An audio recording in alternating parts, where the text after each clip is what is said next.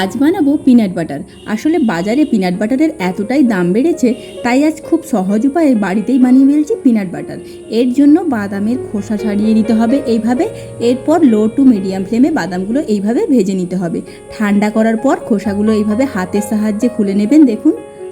এরপর মিক্সার গ্রাইন্ডারে দিয়ে এর মধ্যে আমি অ্যাড করলাম খানিক মধু, আর দিয়ে দিচ্ছি অল্প কিছুটা নুন।